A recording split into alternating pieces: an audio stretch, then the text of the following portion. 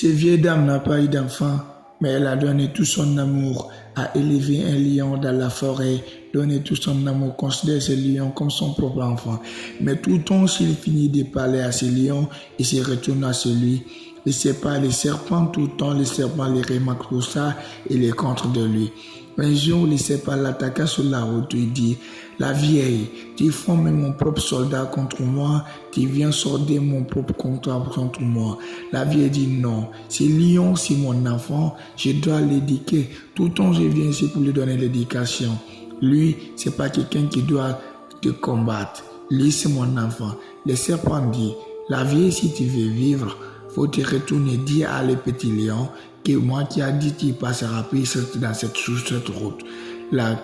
Mais si tu ne veux pas vivre, essaye de te passer. Je vais te mordre. Maintenant, la vieille se retourna et trouve sur le petit lion et il expliqua tous les problèmes qui se passent, disant que le serpent m'a dit ne passera plus sur cette route, car c'est toi qui le cesse. Voilà le lion face à cria, la lune, soleil, l'étoile, tout avait peur de rentrer. Vient un jour, 10 jours, pas de soleil, pas de lune, pas d'étoile. Vient un jour, pas de soleil, pas de lune, pas d'étoile. 30 jours, pas de lune, pas d'étoile, pas de soleil. 40 jours, pas de lune, pas d'étoile, pas de soleil. Sur 50 jours, le lion décida d'organiser, parler à son garde approché, d'appeler tous les animaux. Les animaux disent non, nous ne sommes pas d'accord de te soutenir, car tu es petit de combattre ces grands serpents dangereux.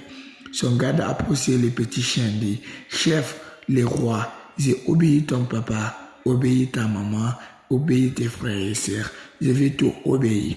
Mais je dois te donner un conseil. Tu dois y aller à côté de ta maman parce qu'il est en quête pour toi. Il ne veut pas que tu combats ce méchant serpent. Car le serpent, il a la reine qui est tellement puissant.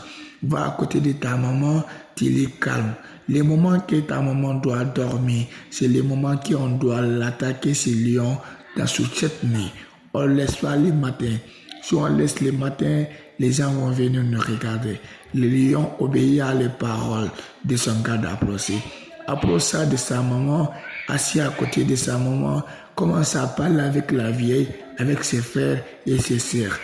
Commence à dire à la vieille, maman, je ne dois pas combattre ce serpent parce qu'il est trop puissant plus que moi. Mais dors ici le matin, je vais tout faire pour le supplier pour que tu te laisses passer. La nuit, la vieille rentre se coucher.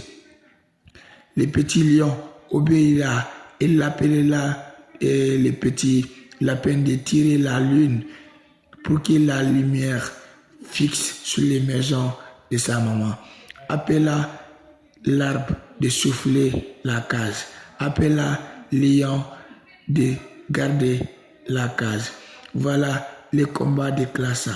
Il commence à fuir de nuit et trouva en grande surprise, les serpents étaient garés sur la route, gardés par les gros serpents dangereux, les serpents oranges qui crassaient des feux rapidement et puis tuaient une seule capitale sans 2 heures.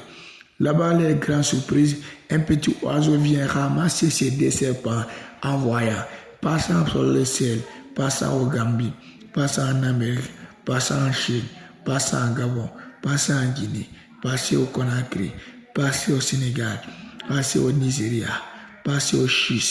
Il sait c'est où? Il sait c'est un grand volcan que tout le monde avait peur. Voilà son grand surprise, il voit les grands volcans. Il jette l'autre serpent dans les volcans. Les derniers serpents qui est sous sa main, les serpents plus dangereux. Il disant les serpents, toi et Dieu qui est dangereux. Si c'est toi qui es dangereux, sors sur ce volcan. C'est Dieu qui a la force. Tu ne sais même pas moi, le camp que je viens. Voilà la lune.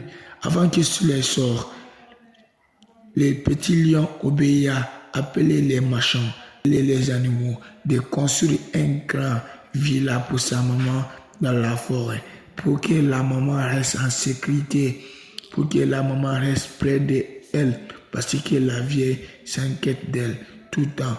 Maintenant, voilà la grande maison que le lion a construite pour sa maman, envoyer des voitures, envoyer des fleurs, arranger la maison, envoyer la vieille pour lui faire surprise. Mais la vieille ne sait pas ce qui s'est passé la nuit. La vieille était très très contente, remercier l'enfant pour tout ce qu'il a fait. Il dit, j'ai pas un humain enfant, j'ai un lion qui m'a donné tout commun.